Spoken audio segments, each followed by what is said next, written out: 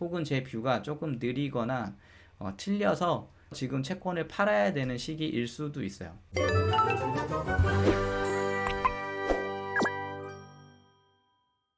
안녕하세요. 근저자유 시장 투정연구소입니다. 오늘 주제는 지금 채권 투자를 하는 이유에 대해서 이야기를 하려고 해요. 저도 지금 장기 국채를 조금씩 계속 매입을 하고 있는데 다른 때도 아니고 지금 채권 투자를 하는 이유가 있을 거 아니에요. 이유가 있으니까 채권을 사는 걸 거 아니에요. 돈이 남아 돌아서 채권을 사는 건 아니니까요. 돈으로 무언가를 산다는 거는 어떻게 보면은 투자의 기본이죠. 돈은 어떤 교환의 매개체잖아요. 돈을 매개체로서 더 가치 있는 물건을 계속 사는 거. 지금 저는 뭐 채권이 가치 있다고 생각을 하기 때문에 이렇게 사겠죠. 물론 제 뷰가 틀릴 수도 있어요. 틀릴 수도 있고 더 좋은 가치가 있는 그런 상품도 있을 수 있겠죠. 지금 상태에서. 근데 어떠한 행동을 할 때는 이유가 항상 있으니까 그 이유가 뭔지 좀 간단하게 이야기를 하려고 해요. 일단 첫 번째는 미국의 장단기 금리 차하고 실효 연방기금 금리를 봐서 지금은 채권을 사는 게 맞겠다라고 생각을 했어요. 지금 이 그래프를 보면 이 파란 선은 10년 장기채에서 2년 장기채의 장단기 금리 차를 나타낸 그런 파란색 표고, 이 빨간색 그래프는 실효 연방기금 금리예요. 그래서 실효 연방기금 금리가 이렇게 움직이고 있고 빨간 선으로, 그리고 10년물과 2년물 장단기 금리 차가 이렇게 움직이고 있죠. 이렇게 움직이고 있는데 이 실효 연방기금 금리가 2000년부터 체킹이 돼가지고 지금 20년간의 움직임을 보여주고 있어요. 실효 연방기금 금리는 미국은행 간 자금 거래에 적용되는 1일짜리 초단기 금리를 이야기해요. 그러니까 뭐 정확히 기준금리를 얘기하는 건 아니고 1일 초단기 금리를 이렇게 얘기한다고 보면 되죠. 그래서 이 그래프를 보면은 좀 특정한 패턴이 있어요.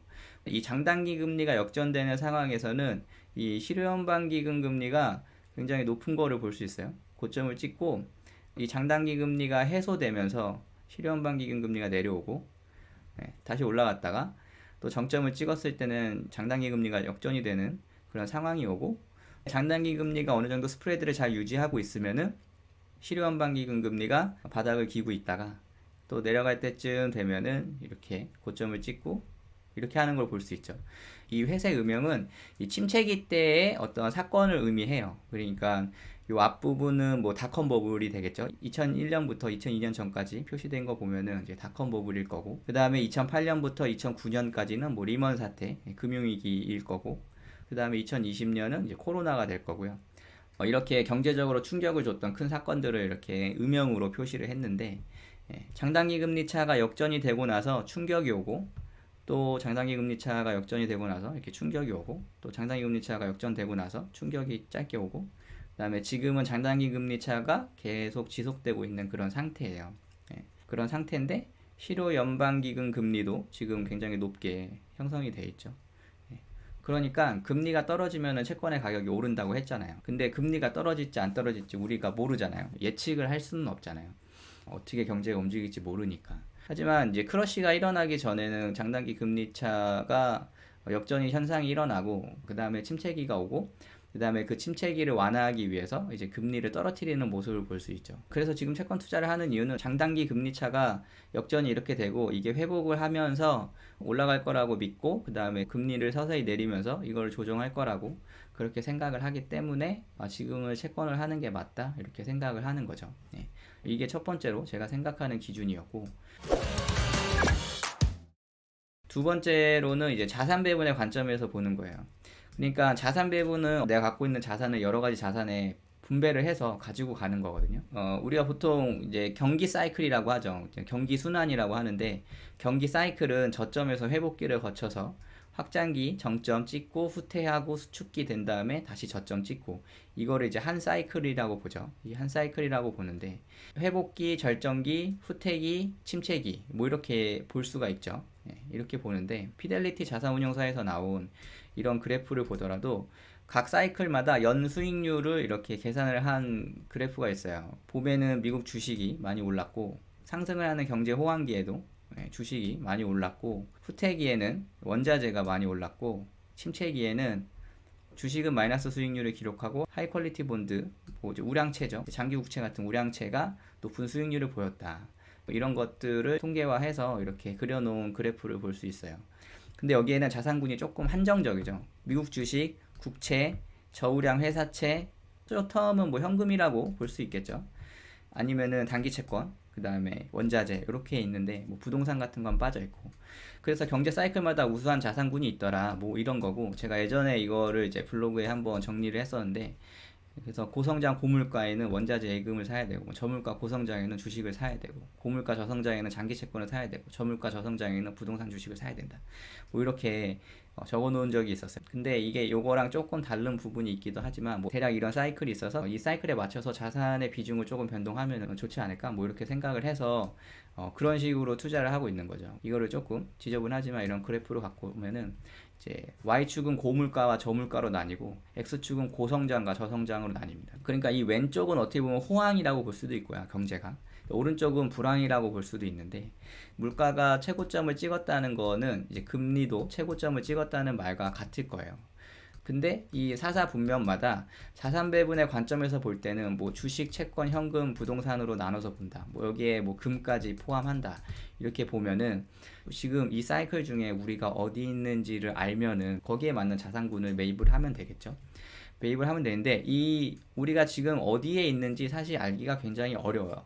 저는 어렵다고 생각을 하는데, 대략적으로 이 범위를 조금 좁혀볼 수는 있을 거예요. 지금 우리나라가 고성장의 고금리인 상황일까를 한번 생각을 해보면 그건 아닐 거란 말이에요. 지금 우리가 저물가에서 고성장인 그런 상황일까? 이것도 아니겠죠. 지금 저물가라고 생각을 하나요? 예, 절대 아닐 거예요. 이 저물가라는 건 금리가 낮다, 저점이다 라고 보는데, 지금 금리가 저점일까요? 과연? 저는 아니라고 생각을 해요. 예, 그러니까 이쪽은 아니에요. 이쪽은 아니고, 지금 고물가의 저성장일까? 아니면 저성장에서 저물가로 가고 있는 상황일까? 예, 이거 두 개인데, 일단 저성장은 맞는 것 같고요. 또 이거에 대한 기준도 있어요. 이런 거를 보기 위한 막 기준이 있는데, 그 기준이 어떤 하나가 있어서 그게 딱 들어맞는 건 아니고요.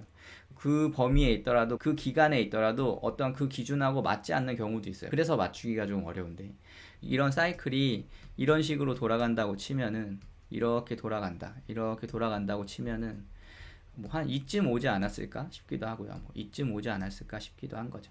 예.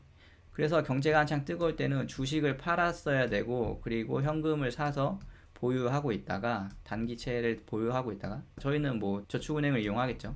하고 있다가 채권으로 갈아타서 채권을 또 다음 국면에 팔아서 부동산을 사서 부동산을 팔고 주식을 사서 갖고 있다가 주식 팔고 또 단기채를 보유하고 있다가 팔고, 이렇게 순환을 하면서 자산을 옮기면은 수익률이 좀 더 좋지 않을까 이렇게 생각을 해서, 지금은 현금은 셀하고 채권을 사야 할 시기가 아닌가, 혹은 제 뷰가 조금 느리거나 틀려서 지금 채권을 팔아야 되는 시기일 수도 있어요. 그렇게 믿기는 싫지만 작년 10월 정도에 채권을 장기채를 샀다 하면은 뭐 이번 연도 초에 이렇게 팔았으면은 굉장히 좀 이득이 좀 많았을 거든요. 이득이 한 10%, 15% 정도 됐을 거예요. 예. 단기적으로 수익률이 높았을 텐데, 저는 아직 기회가 남았을 것 같다라고 생각을 해서 이제 채권을 사는 건데, 요쯤 오지 않았을까, 뭐 이쯤 오지 않았을까, 그런 식으로 생각을 하고 있습니다. 경제 사이클 같은 것도 이제 보다 보면 재밌어요. 저희 카페 매일 자유 게시판에 경제면 신문 기사를 올려주시는 분이 계세요. 양치는 목동님이라고. 맨날 저도 덕분에 그 기사를 보면서 이제 제 생각을 짧게 남기고는 하는데, 처음에는 무슨 소린지 잘 모르겠지만 이제 경제면도 계속 보다 보면은 좀 어떻게 세상이 흘러가는지 이렇게 알게 되거든요. 그래서 저는 지금 채권을 매수하는 이유가 이렇게 두 가지로, 자산 배분 관점도 있고 장단기 금리차와 실효연방기금 금리의 이런 변화를 보면서 이런 거를 기준으로 해서 지금 채권을 매수해도 되겠다라고 생각해서 채권에 대해서 계속 이야기를 하고 있고, 저도 채권을 계속 사고 있고 그런 상황입니다. 예. 그래서 오늘은 제가 지금 채권을 사는 이유에 대해서 한번 짧게 이야기를 해봤어요. 오늘 영상 여기까지 하겠습니다. 영상이 도움이 되셨다면 좋아요, 구독하기, 알림 설정 부탁드리겠습니다. 감사합니다.